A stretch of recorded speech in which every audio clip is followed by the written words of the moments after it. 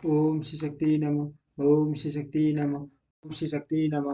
पांच चतुर्थ अंश, पांचवा अध्याय, निमिषऋत्र और निमि वंश का वर्णन।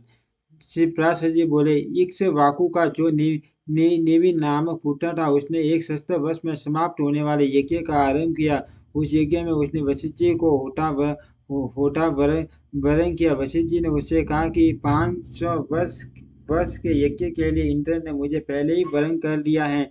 अत इतने समय तुम ठहर जाओ। वहां से आने पर मैं तुम्हारा भी ऋत्विक तत्विक हो जाऊंगा। उनके ऐसा कहने पर राजा ने कुछ भी उत्तर नहीं दिया। वशिष्ठ जी ने वशिष्ठ जी ने ये समझकर कि राजा ने उनका कथन स्वीकार कर लिया, इंद्र का यज्ञ आरंभ कर दिया। किंतु राजा निवि भी उसी समय गौतमादि अन्य अन्य होताओं द्वारा अपना यज्ञ करने लगे। देवराज इंद्र का यज्ञ समाप्त होते ही मुझे निमि का यज्ञ कराना है। इस विचार से वशिष्ठ जी भी तुरंत ही आ गए। उस यज्ञ में अपना होता का कर्म गौतम को करते देख उन्होंने सोते हुए राजा निमि को यह शाप दिया कि इसने मेरी अवज्ञा करके संपूर्ण कर्म का भार गौतम को सौंपा है, इसलिए यह देयहीन हो जाएगा। सोकर उठने पर राजा निमि ने भी कहा इस दुष्ट गुरु ने मुझसे भी बिना बिना बातचीत किए अज्ञानता पूर्वक मुझे सोए हुए वे को शाप दिया, इसलिए इसका देह भी नष्ट हो जाएगा। इस प्रकार शाप देकर राजा ने अपना शरीर छोड़ दिया। राजा के शाप से वशिष्ठ जी का लिंग देह मित्रा वरुण के वीर्य में प्रविष्ट हुआ और उर्वशी के देखने से उसका वीर्य वीर्य वीर्य संकलित होने पर उसी से उन्होंने दूसरा देह धारण किया। निमि का शरीर भी अति मनोहर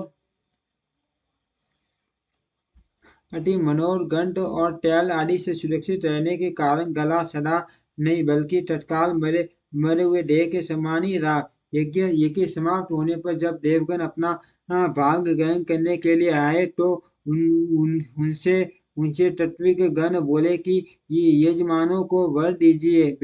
देवताओं द्वारा प्रेरणा किए जाने पर राजा निमि ने उनसे कहा, भगवान, आप लोग संपूर्ण संसार दुख को दूर करने वाले हैं। मेरे विचार में शरीर और आत्मा के वियोग होने में जैसा दुख होता है, वैसा और कोई दुख नहीं है। इसलिए मैं अब फिर शरीर ग्रहण करना नहीं चाहता, समस्त लोगों के नेत्र में ही वास करना चाहता हूँ।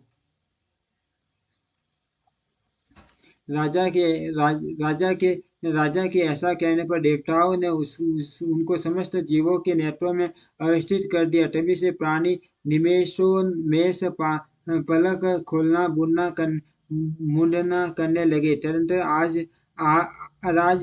अराजकता के भय से मुनिजनों ने उस पुत्रहीन राजा के शरीर को अरण्य समीदंड से मथा। उससे एक कुमार उत्पन्न हुआ जो जन्म लेने के कारण जनक कहलाया। इसके पिता विदेह थे, इसीलिए यह वैदेह कहलाता है और मंथन से उत्पन्न होने के कारण मिट्टी भी कहा जाता है।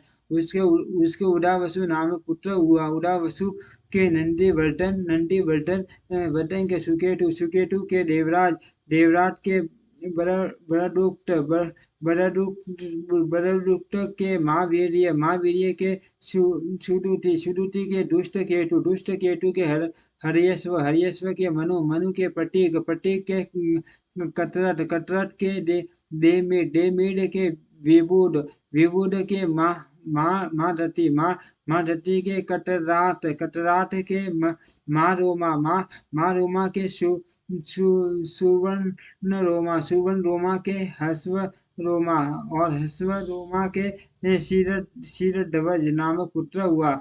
वह पुत्री की कामना से यज्ञ भूमि को जोड़ रहा था। इसी समय हल्के अग्र भाग में उसके सीता नाम की कन्या उत्पन्न हुई। शीरध्वज का भाई शंकास यह नरेश कुश ध्वज था। शीरध्वज के भानुमान नामक पुत्र हुआ। भानुमान के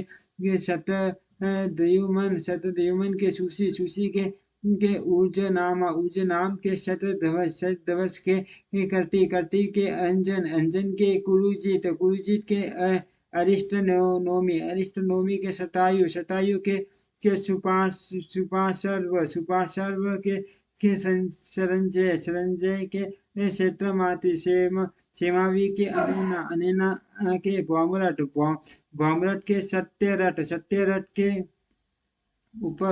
उपंगु के उपगुप्त के स्वागत के स्वानंद के सुवर्षा के सुपार्श्व के सुभाष के सुसूट के जय के विजय के रीट के शून्य के विटव्य के रट्टी के बहुलाश्व के कटी नामक पुत्र हुआ। कटी में ही इस जनक वंश की समाप्ति हो जाती है। यही मैथिल भूपाल गण है। प्राय ये सभी राजा लोग विद्या को आश्रय देने वाले होते हैं। इति से विष्णु पुराणे चतुर्थे अंशे पंचमो अध्यायम।